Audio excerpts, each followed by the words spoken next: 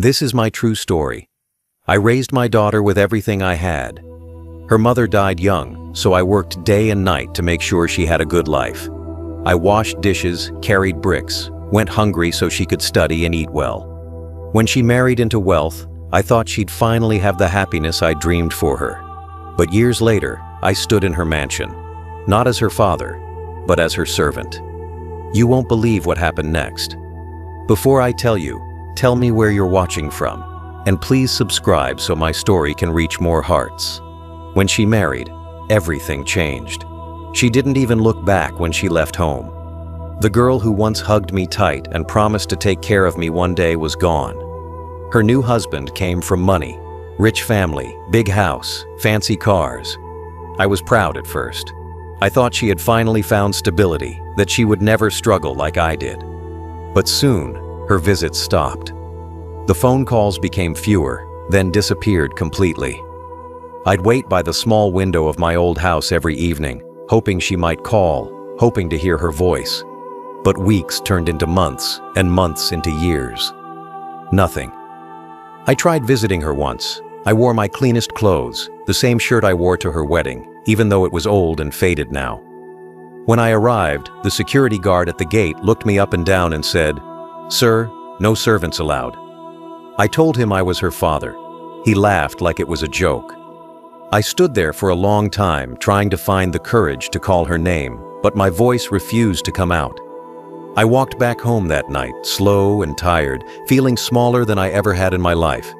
She changed her last name after the wedding, started speaking differently, started acting like she was born rich.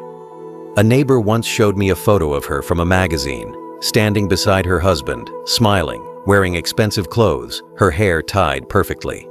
She looked happy, but not the kind of happiness that comes from love. It was pride. It was distance.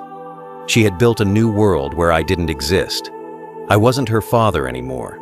I was a memory she had erased. Sometimes I'd see her on TV, attending charity events, talking about helping the poor. I'd laugh quietly to myself, not out of anger, but out of sadness. I was the poor she had forgotten. I was the man who once slept hungry so she could have bread. I was the reason she stood on that stage, but she didn't even know I was still alive. That thought haunted me every night. I tried writing letters to her, but I never sent them. What could I say?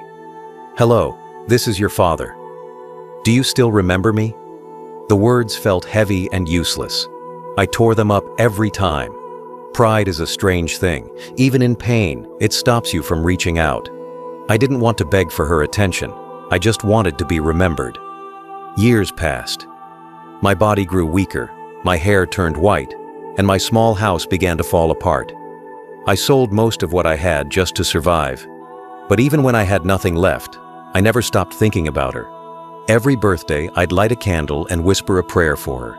Every night, I'd look at her old photographs, her first day of school, her graduation, her wedding, and wonder if she ever thought of me. Then one day, I overheard someone at the market talking about a big mansion being built near the hill. They said it belonged to a powerful businessman, my daughter's husband. My heart stopped for a second. After all those years, she was living so close again. I didn't know whether to smile or cry. It felt like fate was playing with me, placing her so near but still so far. That night I couldn't sleep. I kept thinking about her. Did she have children now? Did she still laugh the same way she used to as a little girl? Did she ever sit by her window and think of me? I knew she probably didn't. Still, something inside me refused to let go. A father's heart doesn't stop caring, even when it's been forgotten. That was when I made the decision, one that would change everything. If she wouldn't let me in as her father, maybe I could find another way to be near her. Maybe I could just see her again, even from a distance. I told myself I didn't need her love, only her presence. But deep down, I think I was lying to myself. It took me several weeks to gather the courage. I was an old man now, tired, thin, worn down by years of hard work and loneliness. I had nothing left, no savings, no family, no home that felt alive anymore. The only thing that still beat inside me was the wish to see my daughter again, even if she didn't want me. So, when I heard that her mansion was hiring staff, Housekeepers, cleaners, gardeners. I saw it as a sign. Maybe God was giving me one last chance to be close to her, even if she didn't know who I was. I went to the gate early one morning, dressed in my old shirt and trousers, carrying a small bag. The security guard looked at me with suspicion, but I showed him the notice about the job. He told me to wait. After some time, the house manager came out, a young woman, strict and busy. She asked a few questions, not about my life, just about my work. "Can you clean? Can you cook simple food? Can you take orders?" I said yes to everything. She didn't ask for my name at first, but when she did, I paused. I couldn't say my real name. If my daughter heard it, she would know. So I gave her another one, a name I made up on the spot. That's how I became someone else. She hired me that same day, said they needed someone to help with cleaning and serving in the kitchen. I followed her through the long driveway, my legs shaking, my heart pounding like a drum. When I stepped inside the house for the first time, my breath caught. Everything was shining. Marble floors, tall chandeliers, big paintings, expensive furniture. I looked around and thought, so this is where my daughter lives now. I wanted to feel proud, but all I felt was distance. Then I saw her. She walked down the staircase like a stranger. Her hair was tied neatly, her clothes were elegant, her steps confident. She looked so grown, so far from the little girl who once held my hand at the market, begging for sweets. My throat tightened, and for a moment, I almost said her name. But I stopped myself. She looked right at me, and then looked away. Just like that. No flicker of recognition, no emotion, no memory. To her, I was just another servant standing quietly in the corner. From that day forward, I began working in her house. I swept floors she walked on. I polished tables where she ate. I washed the dishes her hands never touched. Every morning, I woke up before sunrise, cleaned the garden, wiped windows, and made sure everything was perfect. I did it not for money, but for her. Just being near her, hearing her voice, seeing her pass by, it was enough to make my tired heart keep beating. I kept my distance, always careful not to be noticed too much. I listened when she spoke to others, about business meetings, dinners, parties. Her tone was sharp, commanding, proud. I could tell she had learned how to survive in the world of wealth, but she had forgotten warmth.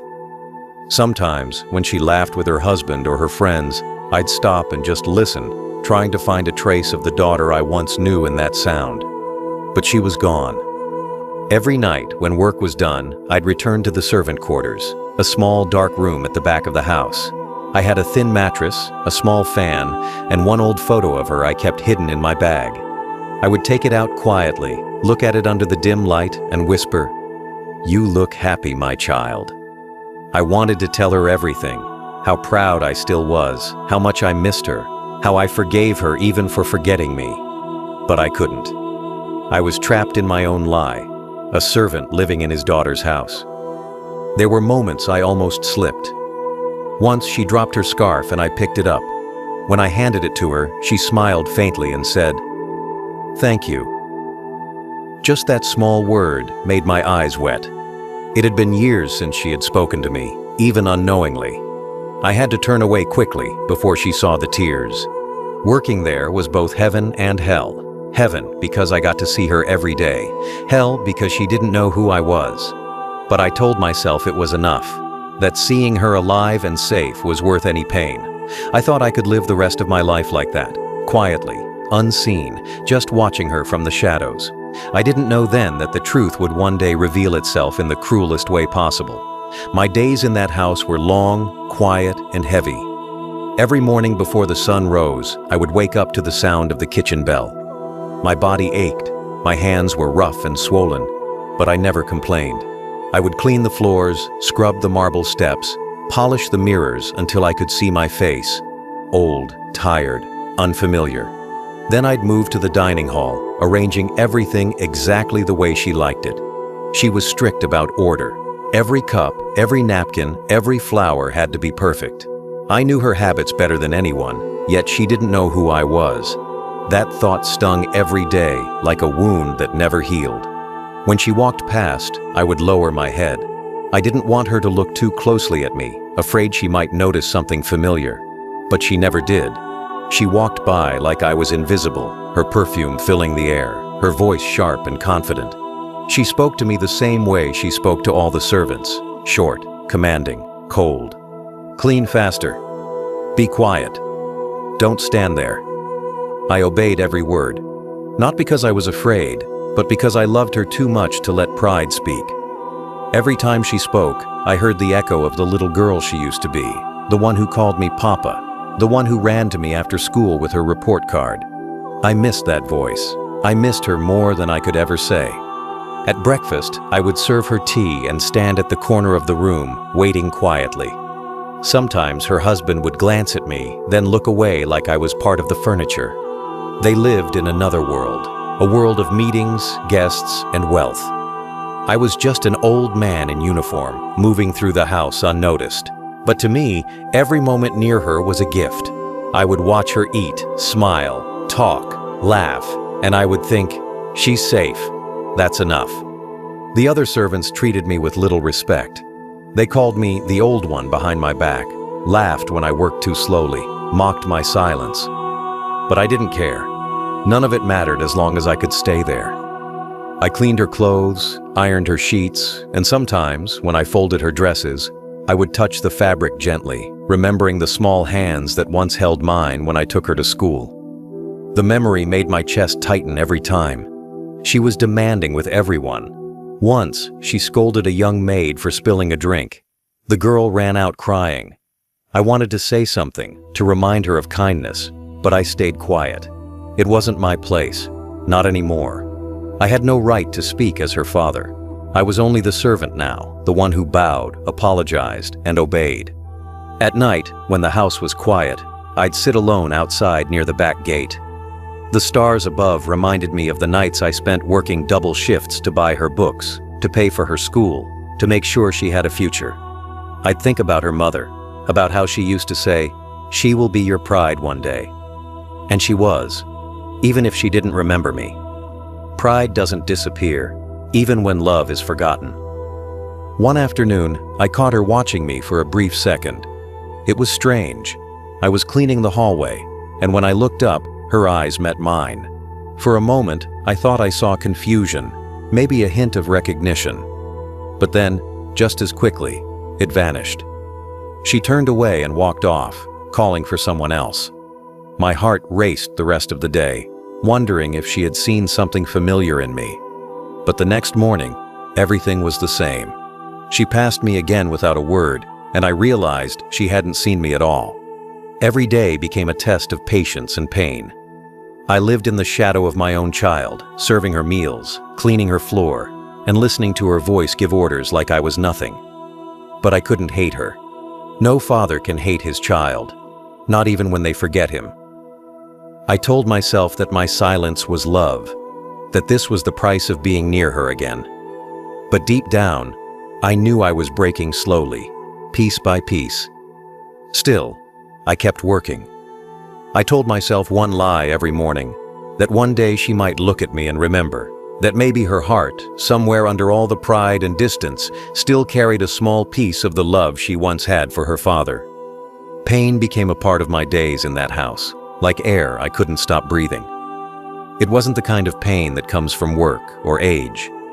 It was the kind that lives deep inside, quiet and sharp, like a knife twisting slowly. I had worked hard all my life, but I had never felt humiliation like this. Every time she spoke to me like I was nothing, every time she looked through me like I didn't exist, I felt something inside me crumble. I wanted to remind her who I was, to scream, "I am your father." But I couldn't. My voice had no place in her world. She treated me like the rest of the servants, maybe worse. She was impatient with me because I was old, slower, less useful. "You missed a spot," she'd say. "Can't you move faster?" Her words were knives, and I let them cut me because I loved the hand that held them. Once, when I served tea and accidentally spilled a few drops on the table, she threw the cup down, her voice sharp and cold. "You people are all the same," she said, "slow, clumsy, useless." The cup shattered at my feet. I bent down quietly, picking up the pieces one by one, my hands shaking, the hot tea burning my skin. She turned away without another glance. That moment broke something in me. I had been insulted before, by strangers, by employers, by life itself. But being humiliated by the daughter I raised with my own hands, that was a pain I couldn't describe. I wanted to leave, but I couldn't. My heart wouldn't let me. I couldn't walk away from her, even if it meant walking over my own pride. That night, in my small room behind the kitchen, I couldn't sleep. My back hurt, my hands were bleeding from work, but that wasn't what kept me awake. I kept seeing her face, the same face that used to light up when I came home from work, the same face that once kissed my cheek and said, "I love you, Papa." Where did that little girl go? How could the same heart that once held my hand so tightly now treat me like a stranger? Sometimes the other servants would whisper when she scolded me. They thought I couldn't hear, but I did. "The old man should retire," one of them said. "He's too weak for this work." I wanted to tell them that once, I wasn't weak. Once, I was the man who carried his daughter on his shoulders, who built her dreams out of sweat and sacrifice. But in that house, those memories meant nothing. I was just another tired worker. There were days she'd make jokes with her friends while I served food. They'd laugh loudly, not noticing my trembling hands. Once, one of them said, "You have too many old people working here." And she laughed. My daughter, my own flesh and blood, laughed. I stood there staring at the tablecloth, pretending not to hear. But inside, I felt something die a little more. In the evenings, when the house grew quiet, I would sit by the window in the servant quarters, staring at the big garden outside. The same garden where she sometimes walked with her guests, her head held high, her voice full of confidence. I used to dream of walking beside her like a father again, but dreams fade when they're built on pain. I started to avoid her as much as I could. I'd take the long route through the back hallways, keep my head down, move silently, like a shadow. Not because I feared her, but because every glance from her reminded me of what I had lost. It was easier to stay unseen, easier to pretend I was just a worker who happened to look too much like her father. But no matter how much I tried to stay away, fate had its own plans. There are things a man can hide, his name, his past, his voice, but not love. And mine was written all over my silence. Every time I saw her, I prayed for one small thing, that one day she'd look at me long enough to see not a servant, but a father. I didn't know then that the day that prayer came true, it would destroy us both. At night, when the house went quiet and everyone had gone to sleep, I would sit on the edge of my small bed, my back aching, my hands raw, staring at the one photograph I still carried with me, her school picture. She was wearing her old blue uniform, her hair tied with ribbons, smiling at the camera with both her hands holding mine. I looked young in that photo, strong, full of life and hope. Every time I looked at it, I felt something warm rise in my chest and then turn to pain. That little girl in the photo, she was the only reason I kept breathing. But the woman she became, she wouldn't even recognize the man sitting in that photo beside her. I kept that picture hidden under my pillow. Every night before sleeping, I'd take it out, clean the dust from it, and whisper a small prayer. I'd tell her mother, who was long gone, that I had found our daughter again, that she lived well, safe, and strong. But I never told her the truth, that I was living in the same house, unseen, treated like dirt by the child we once raised together. I couldn't say those words, not even to the dead. They hurt too much to admit. Some nights, I'd close my eyes and remember her childhood, the sound of her laughter as she ran through the fields, calling me to chase her. The way she used to wait at the window for me to come home from work, running into my arms as soon as she saw me. The smell of her hair when she fell asleep on my lap after dinner. Those memories played in my head like old music, sweet and painful at the same time. I'd open my eyes then and look around my cold, tiny room. No warmth, no light, no family, just silence and loneliness. There was one memory that never left me. It was from the night of the fire, the one that left the deep scar on my hand. She was just 7 years old. I remember waking up to her screams, the house filling with smoke. I ran through the flames without thinking, grabbed her from her bed and carried her outside. A burning beam fell, and I shielded her with my body. The pain was unbearable, but I didn't care. She was safe. That scar stayed with me for life, a reminder of what love looks like when it burns. I used to show her that scar when she was little, and she'd always kiss it, saying, "My brave papa." But now, she couldn't even look at my face long enough to remember. Sometimes, during the day, I'd catch her humming the same old tune her mother used to sing.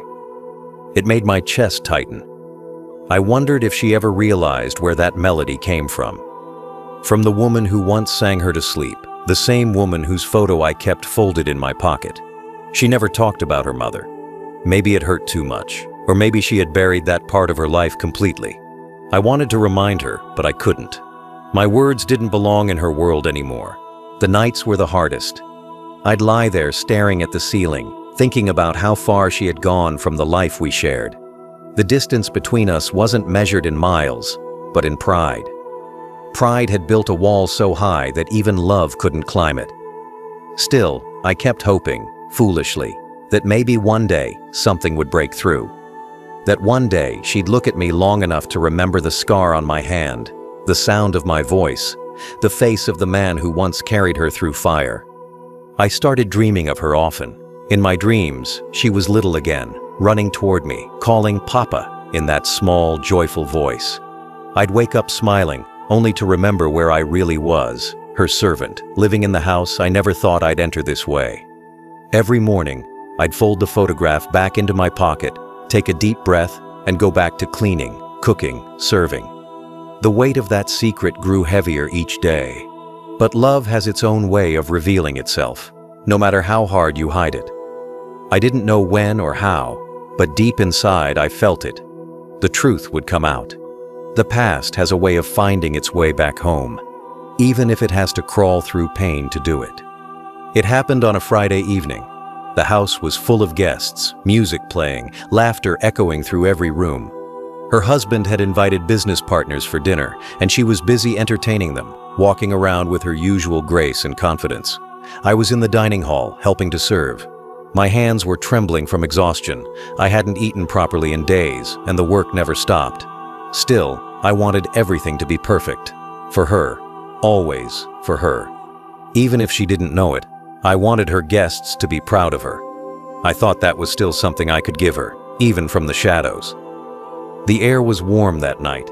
The chandeliers above glowed bright. The smell of expensive food filled the air, and the guests laughed too loudly. I stood in the corner, waiting for my cue to serve. My back hurt, my knees shook, but I kept going. When it was time to bring in the tea, I carried the tray carefully. 1 cup for each guest, perfectly arranged. The tray felt heavier than usual, maybe because my hands had grown weaker. As I reached the table, someone bumped into me. The tray tilted, the cups rattled, and before I could steady it, one of them fell. Hot tea spilled across the table, dripping onto the floor.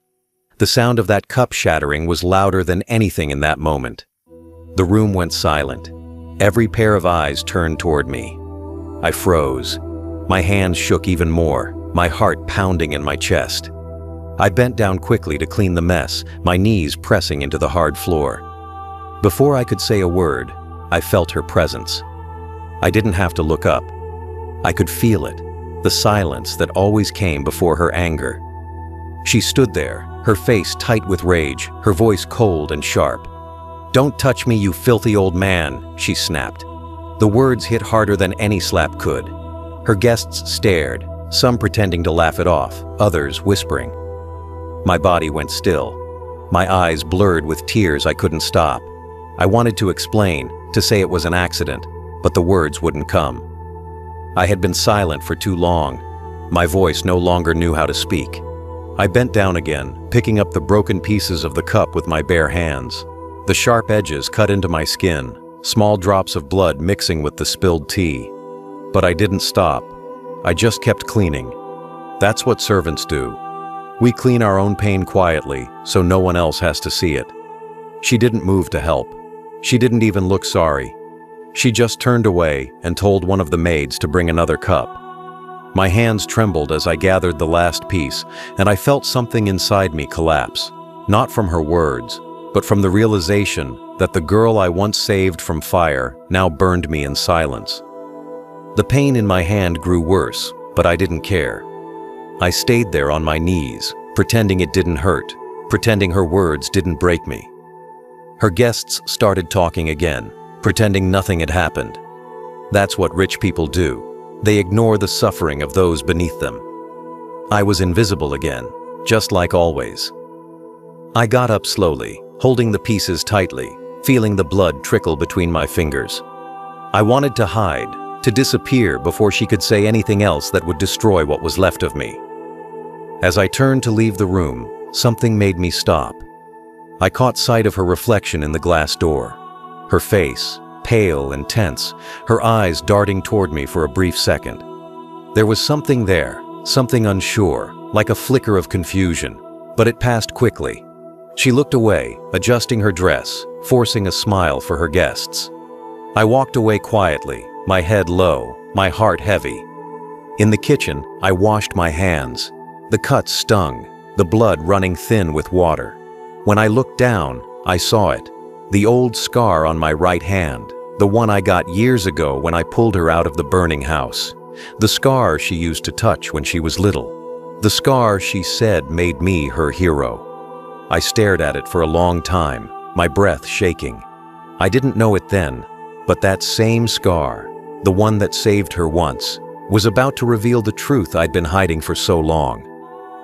When I walked back into the dining room, my hands still red from the cuts, I could feel every heartbeat echoing in my chest. I tried to stay quiet, to blend back into the shadows where I belonged, but fate doesn't let some truths stay buried forever. As I bent down to collect the last broken piece from the floor, the sleeve of my shirt slipped up, exposing my right hand, the one with the long, twisted scar. The guests were too busy laughing again to notice, but she did. My daughter, the woman who had just called me filthy. Her eyes froze. Her laughter stopped mid-sound. I didn't look up at first, but I could feel her stare burning into me. I could almost hear her breathing change, quick, uneven, confused. That scar wasn't something anyone could forget. She had seen it every day when she was a little girl, tracing her tiny fingers over it while sitting on my lap. She used to ask, "Does it hurt, Papa?" And I would always smile and say, "Not anymore, because you're safe." That memory was buried deep in her heart, but in that moment, it came back like lightning. The color drained from her face. Her hand trembled as she lifted it to her mouth. Her guests were still talking, unaware of the storm inside her, but she couldn't move. Her eyes stayed locked on me as I bent down again, trying to hide the scar, but it was too late. She saw it. She knew. Her lips parted, but no words came out. She just whispered something so soft I almost didn't hear it. My name. My real name. Not old man. Not servant. My name. I froze. My whole body went numb. Slowly, I lifted my head, and for the first time in years, our eyes met. Father and daughter. The noise around us disappeared. The air felt heavy, thick with silence. She was trembling now, her eyes wide, her mouth open like she couldn't breathe. The guests looked confused, whispering, wondering what was happening. I saw her lips move again, one small word breaking the silence. "Dad?" Everything stopped. The sound of forks, glasses, laughter, all gone. You could have heard a pin drop. I stood there, holding the tray, staring at her, not sure if I should answer. My throat tightened, my eyes filled, but no words came out. I didn't need to speak. My silence said everything. The way my eyes looked at her, the way her face changed from pride to horror. It was enough. She took a small step toward me, but then stopped, her hand trembling in midair. I could see her eyes filling with tears, her lips shaking. Her guests looked between us, whispering, but she didn't care. She couldn't look away from me. She stared at the scar again, her voice breaking as she whispered, "It's you." I wanted to reach out, to hold her, to tell her it was okay, that I didn't blame her, that I never stopped loving her. But my legs wouldn't move. My hands were shaking too much. All I could do was stand there, watching her world collapse in front of everyone. The proud woman who had once pushed me aside now stood frozen, realizing the man she had humiliated, the man she had called filthy, was the same man who had once saved her life. One of her guests asked what was wrong, but she couldn't answer. She just turned toward me, her voice barely more than a whisper. "Why didn't you tell me?" she said, but I couldn't reply.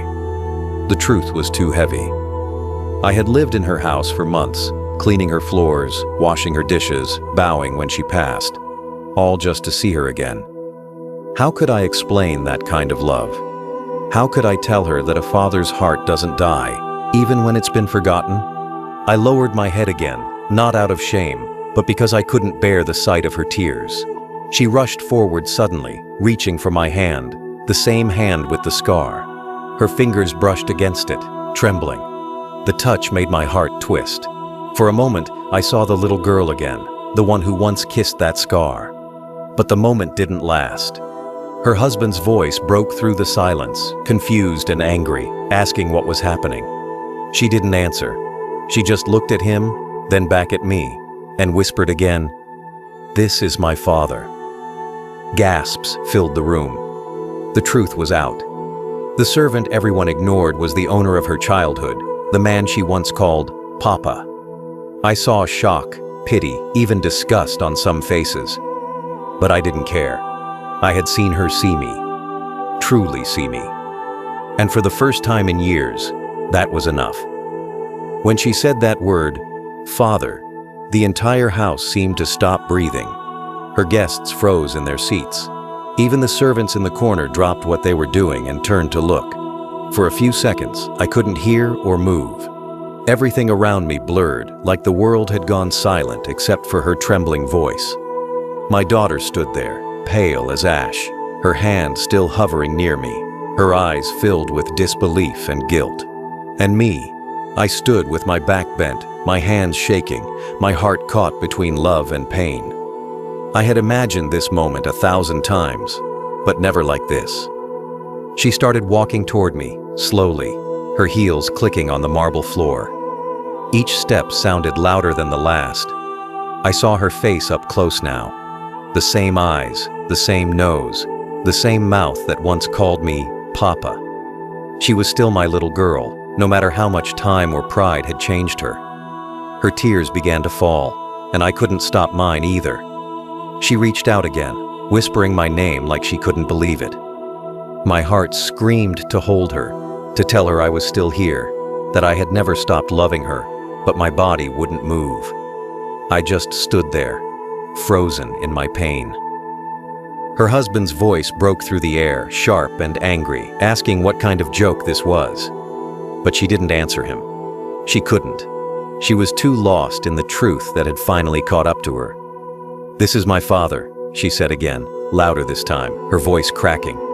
Her guests looked at each other, uncomfortable, whispering under their breath. I saw judgment in their eyes, not for me, but for her.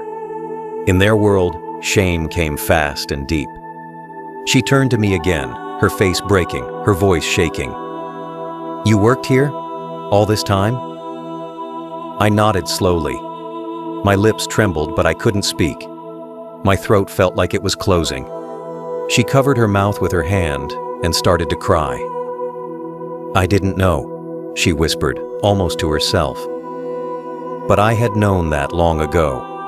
I knew she didn't know. That's what made it hurt more. The truth that a child could forget her own father so completely that he could live under her roof and still be a stranger. The guests began leaving quietly, one by one, pretending not to stare. Her husband stood there, stiff, embarrassed, not saying a word. The house grew quiet again, except for her sobs. She knelt down in front of me, the same way I had once knelt in front of her when she was a child. The image cut deep, the rich woman who once commanded everyone around her now sitting on the floor, crying at the feet of the servant she had insulted. I wanted to tell her to stop crying, that it was all right, that fathers forgive easily. But I couldn't. My body felt heavy, my heart too full. She took my hand in hers, and when her fingers touched the scar, she broke down completely. Her tears fell on my skin, mixing with the blood still there from the broken cup. I closed my eyes. I could feel her trembling. "I'm sorry," she kept saying, over and over. I wanted to tell her that I forgave her long ago, that love doesn't die even when it's forgotten. But the words wouldn't come. They were buried under years of silence and pain. The other servants were watching from the doorway, whispering to each other. I didn't care. For the first time in years, I wasn't invisible. She saw me, not as a worker, not as an old man, but as her father. That look in her eyes, pain, guilt, love, and realization. It was everything I had prayed for, and yet it tore me apart. I didn't know whether to feel joy or sorrow. I slowly lifted my hand, placed it on her head the way I used to when she was small, and whispered softly, "It's all right, my child." My voice cracked as I said it. The words felt like they carried all the weight of the years I had lost. She cried harder then, clutching my hand against her face. The people who once looked down on me now looked away, unable to watch what love and shame look like when they finally meet. I stood there for a while, my hand still on her head, my heart beating heavy. This was the moment I had dreamed of, being recognized, being remembered. But it didn't feel the way I thought it would. It didn't bring peace. It only brought a deeper pain, the kind that comes when truth arrives too late. I knew, deep inside, that things could never be the same again. After that night, I couldn't stay in that house anymore. Everything inside those walls had changed. The air felt heavy, the silence louder than before. Every step I took echoed with memories I didn't want to carry anymore. My daughter tried to speak to me, to explain, to make sense of what she had done, but I couldn't look at her the same way. Not because I hated her, I could never hate her, but because I finally understood how deeply love can hurt when pride destroys it. I had lived under her roof as a servant, obeying her, bowing to her, while she spoke to me like I was nothing. Now that she knew the truth, every glance from her was filled with guilt, and I couldn't bear it. The morning after the dinner, she came to the servants' quarters. I was sitting on the bed, folding my few clothes, preparing to leave. Her eyes were swollen from crying, her hair messy, her voice quiet. She tried to stop me, to beg me to stay. I didn't say anything. I just kept folding, one shirt after another, slowly, because my hands were shaking. I could feel her standing there, crying softly, whispering my name, asking me to forgive her. But forgiveness isn't something you speak. It's something you carry. I had already forgiven her long ago, long before she even realized what she had done. But I couldn't live there anymore, not as her servant, not even as her father. That house had seen too much pain. When I stood up to leave, she fell to her knees and held onto my legs, begging me not to go. The same woman who once threw orders at me was now clinging to me like a child. It broke my heart. I wanted to pull her up, hold her close, tell her it was fine, that everything was okay. But it wasn't. The wound was too deep, the years too long. I looked down at her and said quietly, "You taught me my place, and now I know it." My voice cracked as I said it. She cried harder, shaking, her tears falling on my shoes. I wanted to stay, but I knew that if I did, the pain would never heal for either of us. I walked past her slowly, my small bag in my hand, my steps unsteady. Every corner of that house held a piece of my heart. The hallway where she used to play, the window where she laughed, the garden where I used to imagine her running as a little girl. I wanted to take those memories with me, but they belonged to another life. I had to let them go. As I reached the door, she called out my name one last time, her voice breaking completely. I didn't turn around. I couldn't. If I had looked back, I wouldn't have been able to leave. Outside, the sky was gray, the wind cold. I walked down the long driveway, feeling smaller with every step. The guards at the gate stared at me, confused. They had seen me come in months ago as a poor old servant. Now, I was leaving as the owner of a truth no one could erase. My feet ached, my eyes burned, but I kept walking. I didn't know where I was going. I just knew I couldn't stay where I had been forgotten. Behind me, I could still hear her crying. That sound followed me all the way down the road.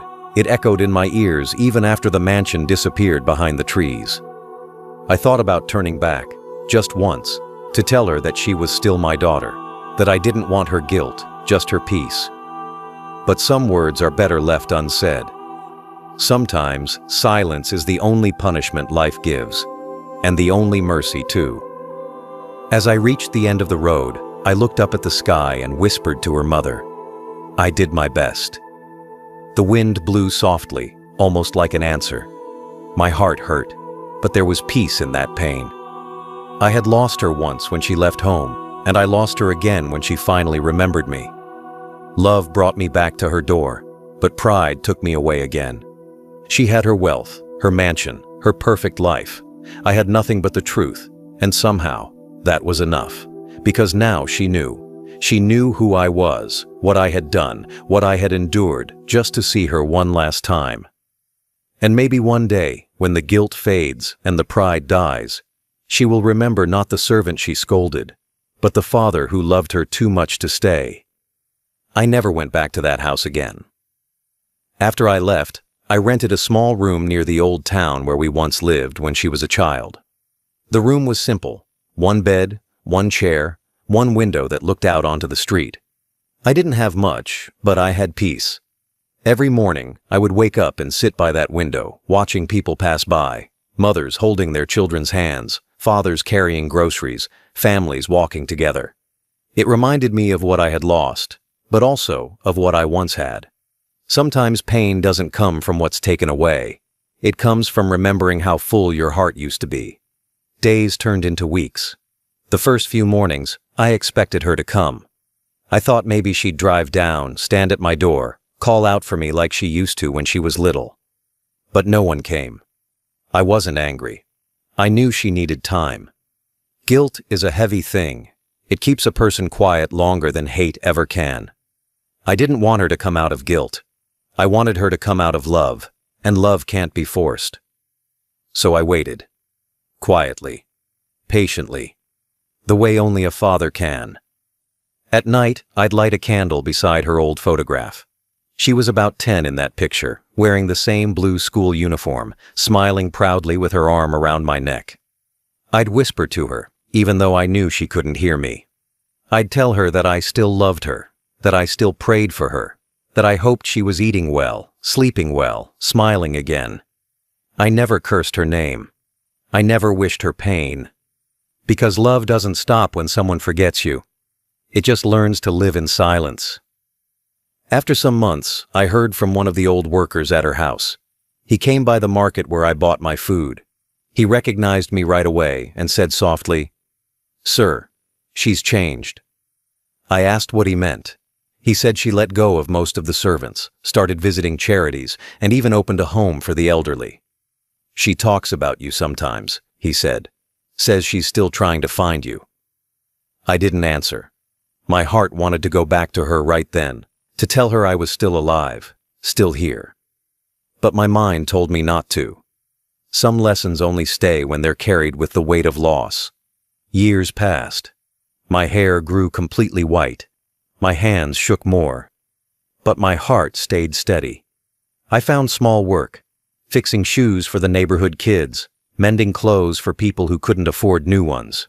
They called me Grandpa and brought me food sometimes. I found comfort in those small kindnesses. I didn't need much. I had already lived a life full of both love and sorrow. One afternoon, as I was closing my little shop, a car stopped nearby. A young woman stepped out holding flowers. I didn't recognize her at first. She wore simple clothes, no jewelry, no makeup. But then she smiled. And I saw it. My daughter's smile. My eyes filled instantly. She walked toward me slowly, tears in her eyes, and said, "Papa." Her voice broke when she said it, like the word had been waiting years to be spoken again. I didn't move at first. I just stood there, frozen, staring at the face that had once looked at me with pride, then anger, and now, love. She kneeled in front of me, just like she had on the day I left, and placed the flowers in my hands. "I found you," she said softly. I couldn't speak. I just touched her face gently, tracing the same cheek I once wiped tears from when she was small. She was crying again, but these tears were different. They weren't from guilt or shame. They were from love, from realization, from finally understanding what family means. We sat there for a long time, not saying much. She told me she sold the mansion, said she didn't need all that anymore, said she wanted to build something smaller, a home with warmth instead of walls. I listened quietly. My heart felt light again for the first time in years. Before she left, she hugged me tight, really tight, the way she used to as a child. I could feel her heartbeat against my chest, steady and real. I love you, Papa, she whispered. I closed my eyes and whispered back, I know. When she drove away, I didn't cry. I smiled. The world had turned full circle. Life had broken us apart, but love had found a way to bring us back together. The servant she once ignored had always been her father, and the father she had lost had always been waiting, quietly, with open arms. Sometimes life teaches through pain what comfort never could. And though I spent months cleaning her floors and hiding my name, I left her house with something no one could ever take away. Her heart, finally remembering mine.